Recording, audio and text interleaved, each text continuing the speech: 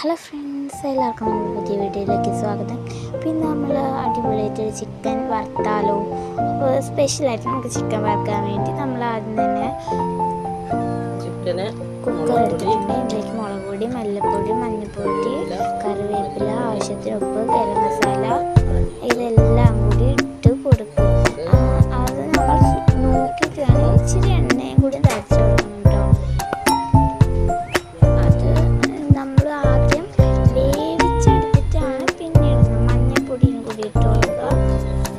വേവിച്ച് കഴിഞ്ഞിട്ട് വറുക്കുമ്പോഴാണ്, അല്ലെങ്കിൽ അതിൻ്റെതായ ആ മണം, ആ ചോരയുടെ മയമൊന്നും പോകത്തില്ല.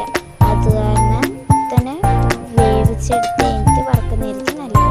അത് എനിക്ക് ലേശം കുരുമുളക് പൊടി, അത്യാവശ്യം ഇവിടെ നല്ല എരിവ് വേണം, അതാണ് കുരുമുളക് പൊടി ഇതെല്ലാം കൂടിയിട്ട് നല്ല ഇളക്കി മിക്സ് ചെയ്യാം. എന്നിട്ട് നമുക്ക് ആവശ്യത്തിന് ഉപ്പിട്ട് കൊടുത്ത് കഴിഞ്ഞിട്ട് നല്ലപോലെ ഇളക്കി മിക്സ് ചെയ്യാം. നല്ലപോലെ ഇളക്കി ഇതെല്ലാം കൂടി നന്നായി ചേർന്ന് കിട്ടും. അതിന് നമ്മൾ 2 പച്ചമുളക് ചെറു തീയിലും വേവിച്ചെടുക്കാം. നല്ലപോലെ ആയി കഴിയുമ്പോൾ നമുക്ക് അത് തുറക്കാം.